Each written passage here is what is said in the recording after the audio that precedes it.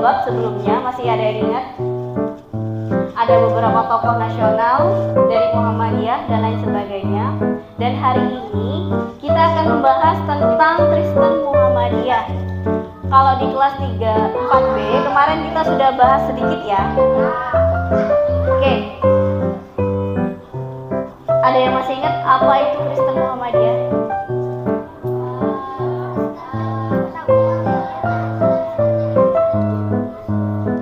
Coba, kemudian sudah bagikan lembaran. Di situ tertulis Kristen Muhammadiyah itu hanya sebuah istilah. Jadi hanya sebuah istilah atau penyebutan saja, di mana orang-orang Kristen ini juga ikut belajar atau berorganisasi Muhammadiyah sama seperti kita. Saya di situ dilanjutkan bahwa istilah itu untuk mengelola agama dalam pendidikan yang dijadikan sebuah buku dari hasil penelitian mencerminkan situasi toleransi beragama, terutama di kawasan 3T. Ada yang tahu apa 3T itu?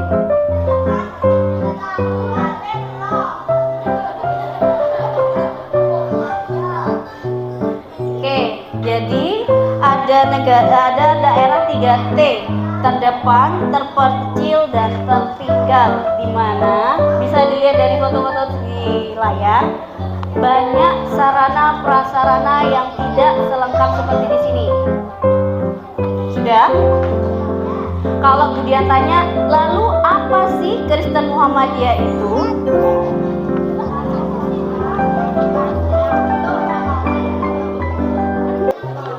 Sudah?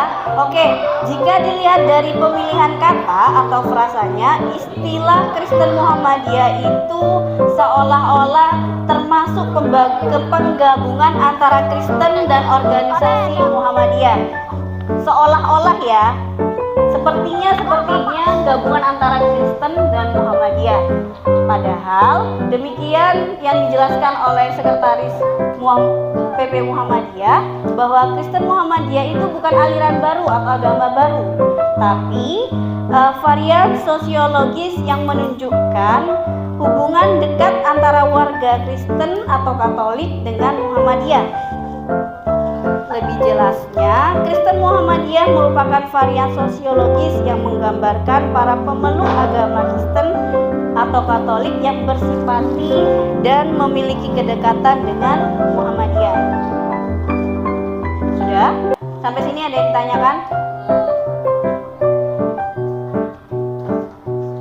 Ada lanjutannya.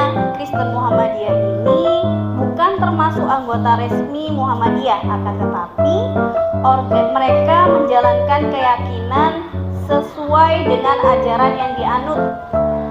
Mau agamanya Kristen atau Katolik, mereka tetap menjalankan agamanya. Dan mereka juga mengikuti kegiatan atau organisasi Muhammadiyah.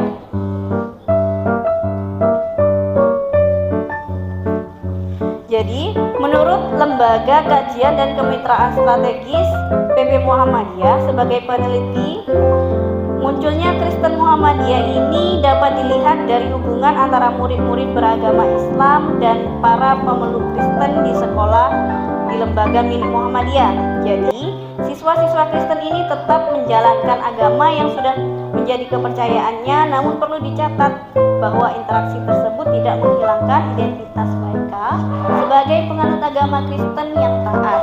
Jadi beberapa, karena di Indonesia Timur seperti yang Budian jelaskan minggu lalu, di Indonesia Timur itu mayoritasnya non Muslim. Kenapa?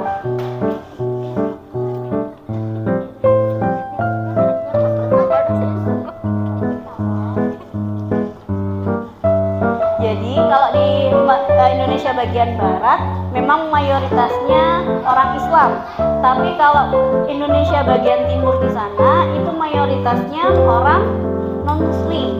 Tapi Muhammadiyah juga masih berkembang pesat karena beberapa siswa maupun guru, dosen dan lain sebagainya itu juga ada beberapa yang non Muslim ya. mengembangkan dan membesarkan amal usaha Muhammadiyah di sana. Bisa? Kenapa? Oke, sampai sini ada yang ditanyakan? Kalau tidak ada, silakan dibuka di halaman selanjutnya.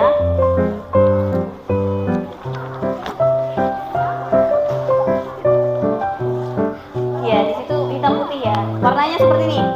Jadi di sini dijelaskan bahwa sosok Kristen Muhammadiyah namanya Ben Hur Tommy Mano. Dia adalah wali kota Jayapura pada tahun 2011 sampai 2016, dilanjutkan dengan 2017 sampai 2022. Jadi Bapak Ben Hur ini dulunya pernah sekolah di Muhammadiyah. Namun Bapak Ben Hur ini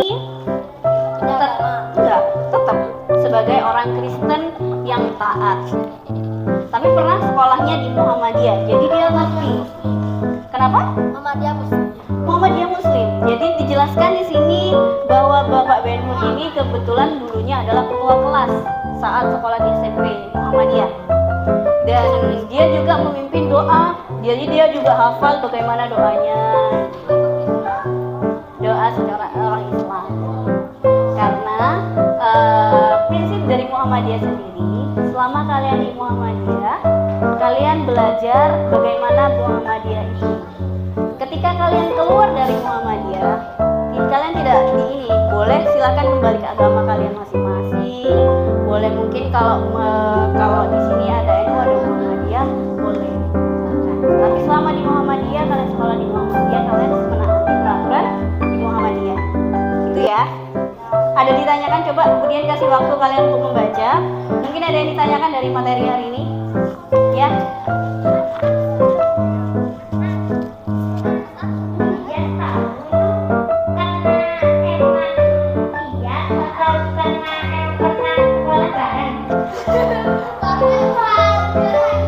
Enggak, jadi kalau kemudian tuh pernah belajar kalau memang di Indonesia Timur itu memang mayoritasnya bukan Muslim, tapi banyak juga yang ikut Muhammadiyah dan mengembangkan Muhammadiyah. Bahkan orang-orang yang pernah sekolah di Muhammadiyah ini juga banyak yang menjadi orang-orang besar. Salah satunya menjadi wali kota Jayapura. Terus ada lagi di sini menjadi bupati dan lain sebagainya. Ya, sudah ada lagi yang ditanyakan? Oke, Fatih. Tanya lalu. Tanya apa? Tunggu, tadi aku nanya. Mau nanya? Gimana?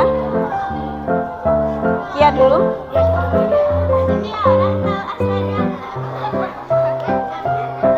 Coba ditanyakan.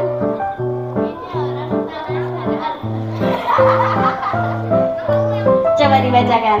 Di situ dijelaskan percakapan ada percakapan wali kota Bapak Ben Hur dan Bapak Muhajir Effendi, ketua PP Muhammadiyah, di mana saat Bapak Ben Hur ini memimpin doa pada acara itu, Bapak Muhajir itu bercanda di bagian ini. Baca. Pak Muhajir tuh bilang, tinggal syahadatnya aja nih Pak Wali Kota. Saya sudah bisa mimpin doa, sudah tahu bacaan doanya. Tapi enggak. Kalau secara ini ya, syahadat aja secara lisan itu tidak bisa. Syahadat itu untuk masuk Islam harus diikuti dengan hati dan kepercayaan mereka. Hah? Enggak, Muhammadiyah Kristen itu bukan didirikan, tapi karena Muhammadiyah ini berpikiran terbuka, jadi Muhammadiyah ini mau menerima orang-orang yang non-muslim ataupun yang dari luar untuk ikut sekolah dan belajar di Muhammadiyah.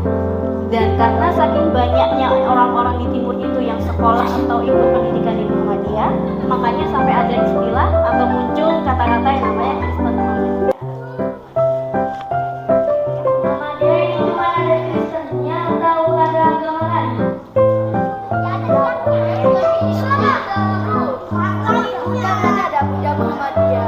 mau tanyakan?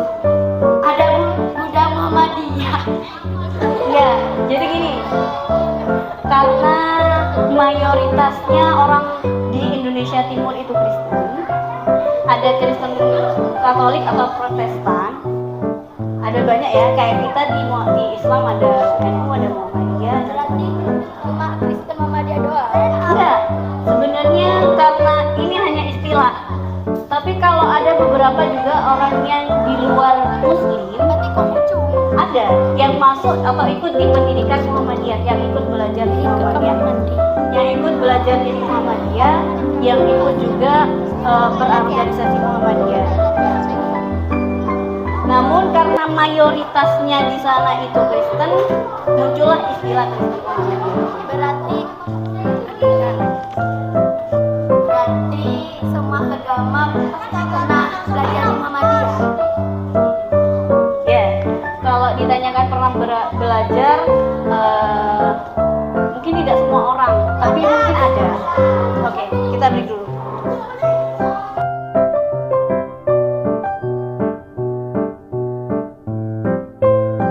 Aja, nanti kita bahas mungkin di pertemuan selanjutnya. Yang pertama, apa arti dari Kristen Muhammadiyah dalam konteks Kristen Indonesia secara umum? Yang kedua, bagaimana Kristen Muhammadiyah memandang integrasi prinsip-prinsip Kristen dan Islam dalam ajarannya? Yang ketiga, apa saja keyakinan atau praktik unik dari Kristen Muhammadiyah?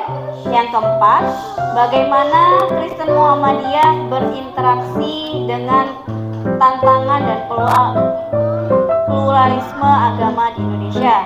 Yang kelima, peran apa yang dimainkan Kristen Muhammadiyah dalam mempromosikan dialog lintas agama dan kerjasama dalam masyarakat Indonesia. Yang keenam, bagaimana Kristen Muhammadiyah berkontribusi dalam inisiatif kesejahteraan sosial dan membangun komunitas. Selanjutnya yang ketujuh, peristiwa atau tokoh sejarah apa yang mempengaruhi perkembangan Kristen Muhammadiyah.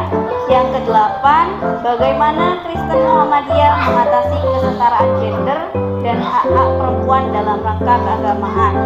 Yang kesembilan, apa struktur organisasi utama dan hierarki pimpinan dalam Kristen Muhammadiyah. Yang kesepuluh, bagaimana Kristen Muhammadiyah menjaga identitas sebagai dominasi Kristen sekaligus sebagai bagian dari gerakan Muhammadiyah.